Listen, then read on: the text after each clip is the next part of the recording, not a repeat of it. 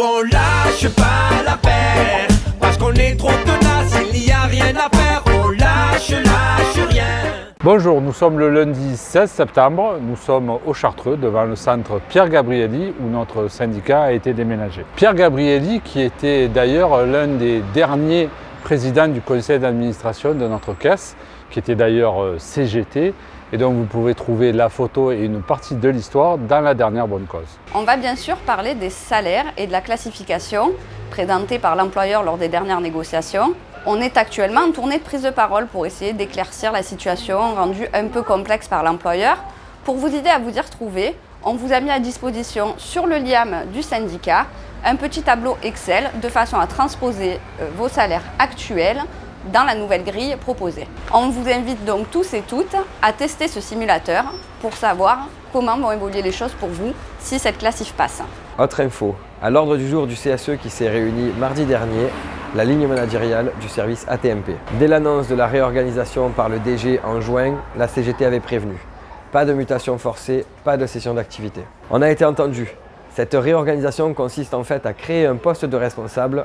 On a donc voté favorablement. Et oui, lors du passage de la CSST il y a 3 mois, les salariés avaient exprimé la nécessité d'avoir 4 profils managériaux dans l'équipe. C'est aujourd'hui le cas.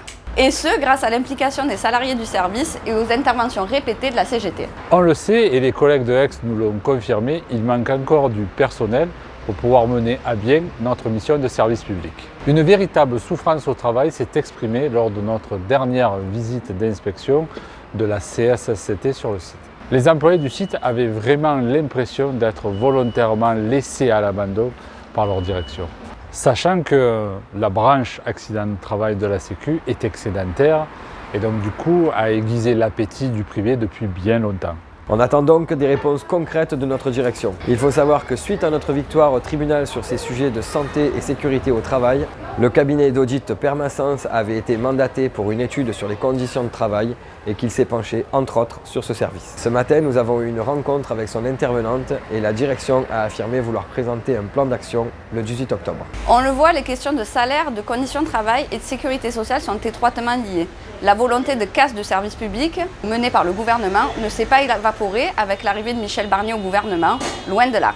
On vous avait expliqué notamment dans une précédente vidéo comment l'arrivée du logiciel Arpège pourrait augmenter le nombre de jours de carence artificiellement. Au 1er septembre, il y a une nouvelle attaque contre le camp des travailleurs.